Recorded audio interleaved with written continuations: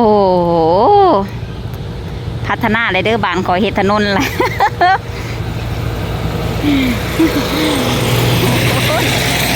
ไปโอ้ไฮไลท์ของงานฟูงหัวเต็มหนทางคอมเมนต์นี้บอกว่าประเทศไทยมันสร้างถนนออกมาอวดคนลาวซื่อๆดอก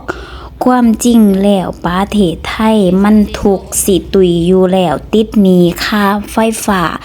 ลาวหลายตื่อบาทยังบ่มีปัญญาใส่ว่าซ่านทุกท่านแอดมินสิพามาเบิงถนนหนทางเนาะที่กำลังจะสร้างสาพัฒนาเนาะอันนี้คือในการสร้างสาพัฒนาแบบว่าบ่ได้อวดเพิ่นบอกว่าบ่ได้อวดเนาะซึ่งจะบอกว่าบ่คือไทยแตกต่างซะเหลือเกินคือไทยนี่มักสร้างถนนสวยหรูออกมาเพื่ออวดอ้างโอ้โหถ้าหากว่าเป็นอย่างที่ว่านะอวดอ้างแอดมินก็จะบอกเลยว่ายอมอวดเลยยอมให้อวดเพราะว่าถ้าสร้างออกมาอวดอ้างแล้วการสัญจรการไปมาสะดวกสบายนะทำให้เศรษฐกิจของเพื่อนเนี่ย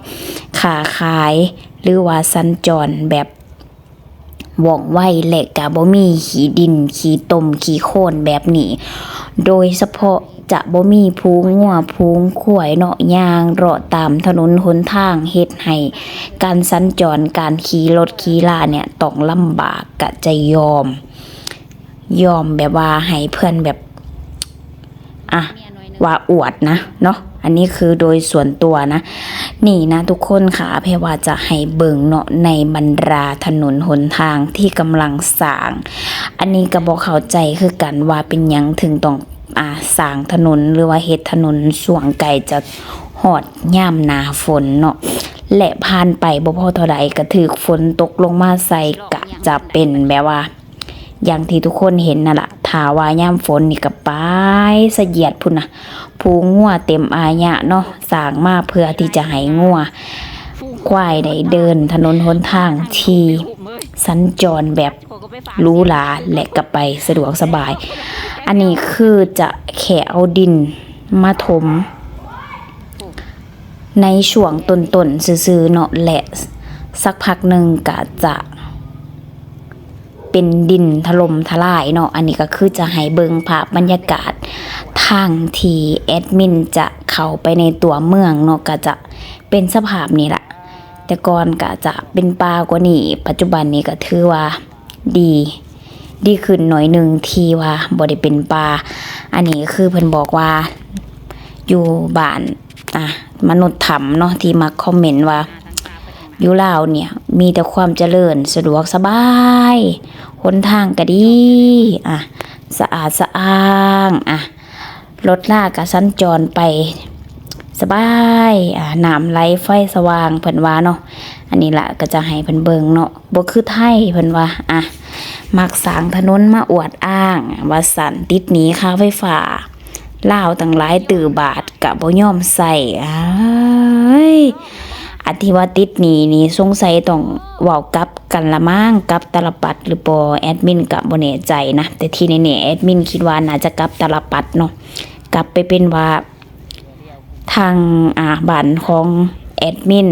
ไปติดหนี้ทางฝั่งไทยหรือบ่ก็บ่ฮู้คือกันนะทุกคนแต่ที่แอดมินคิดว่ามันต้องเป็นแบบนั้นแน่นอนเนาะอันนี้ก็คือให้เบิ่งเส้นทางเนาะนี่ล่ะอันนี้ถือว่าเป็นเส้นทางที่ดีแล้วได้นี่เป็นเส้นทางที่ดีคือแนวใดเพราะว่าบางบอนนะนักกว่านี้อีกแต่ว่าย่ำพ้นนี่ก็จะลำบากแน่เนาะเดี๋ยวแอดมินจะให้เบิ่งไปเรื่อยๆนี่ล่ะแต่ทางนี้นะจะบ่มีไฟฟ้าเลยเด้จะเป็นแบบว่ามือตื้อๆเลยเป็นป่าเนาะอันนี้คือทางตั้งแต่สมัยที่แอดมินเกิดพุ่นแหละ30 กว่าปีแล้วล่ะแต่ก่อนก็จะเป็นป่าที่ตึบกว่านี้เนาะแต่ว่าปัจจุบันนี้ก็เริ่มมีเส้นทางออกไปเลยดิแต่ก่อนนักกว่านี้ EPPFC อยากจะเป็นเหมือนอย่างไทยเด้เนาะ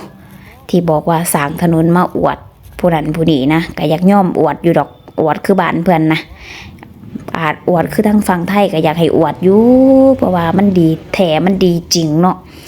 บ่ได้มีขี้ฝุ่นบ่ได้มีขี้ดินหนทางก็สะดวกสบายลาดยางคักมีกัน4หัน4นี่อันนี้คือจะข้ามไปเนาะจะข้ามไปบ้านเพราะว่าดูเส้นทางทุกคนนี่แหละแต่ละปีก็จะเฮ็ดครัวไม้ไผ่แบบนี้เนาะเพราะว่าบ่มีงบประมาณที่จะมาสร้างครัวแบบถาวรเนาะเราก็จะต้องข้ามครัวไม้ไผ่ก็ลงไปในหาดทรายเนาะถามว่าธรรมชาติบ่ธรรมชาติแต่ว่ารถล่านะพังสิไปไซแต่ละเทื่อนี่ต้องรถมอเตอร์ไซค์นี่ต้องแบบลำบากทุกคนลำบากแห้งหลายบางครั้งกะยางแตกบางครั้งกะยางหัวบางครั้งกะอะไรลุดนู่นนี่นั่นเนาะแนวหนทางมันไปยากแต่ก็จำเป็นแหละเพราะว่าเราก็ต้องใส่ชีวิตให้มันอยู่รอดเพราะว่าเสียจากไหนล่ะนี่เลย Amazing เมืองลาวนานทุกคนเห็นบ่บัดนี้เลาะปลาไปอีกโอ้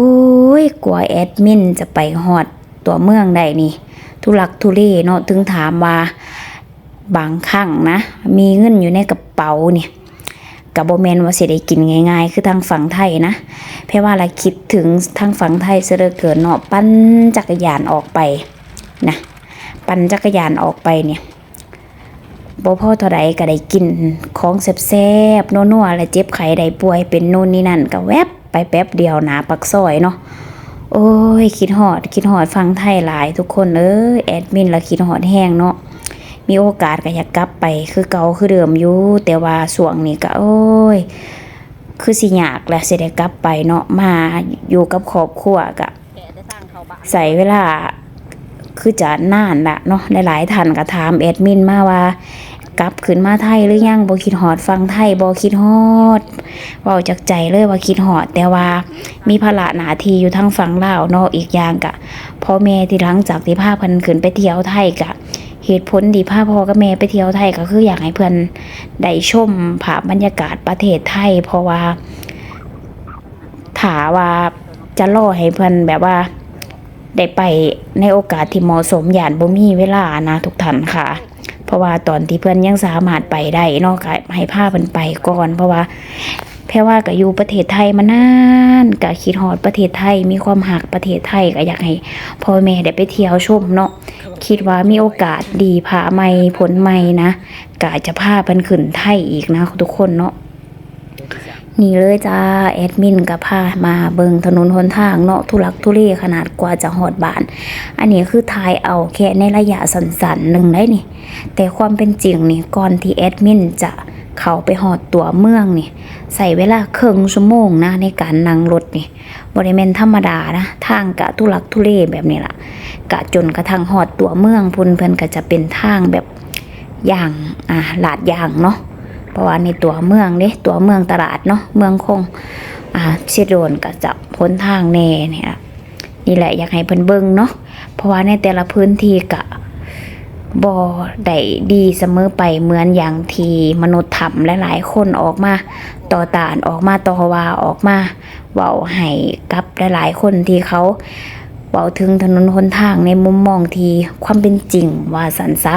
เนาะทุกท่านจะนี่แหละก็ให้มาเบิงมาชมน้ำกันจ้ะเป็นแนวใดเนาะเดี๋ยวรับชมรับเบิงล่ะมีความคิดเห็นแนวใดก็สามารถคอมเมนต์เด้อจ้าเด้อพูดคุยทักทายกันได้จ้าขอบคุณที่เขามาติดตามรับชมรับฟังเบิงคลิปเด้อจ้าเนาะผิดพลาดประการใดก็ต้องกราบขอโทษขออภัยน้ำหลายๆเด้อจ้าคอมเมนต์พูดคุยกันได้ค่ะสบายดีสวัสดีเด้อจ้าอันนี้ก็คือเป็นทางเนาะจนกระทั่งพุ่นละเข้าไปในหมู่บ้านของแอดมินเลยพุ่นนะทุลักทุเลคักขนาดไล่หูไล่ตากันบ่นะจ้าเนาะอดทนเบิงจันจ้ะ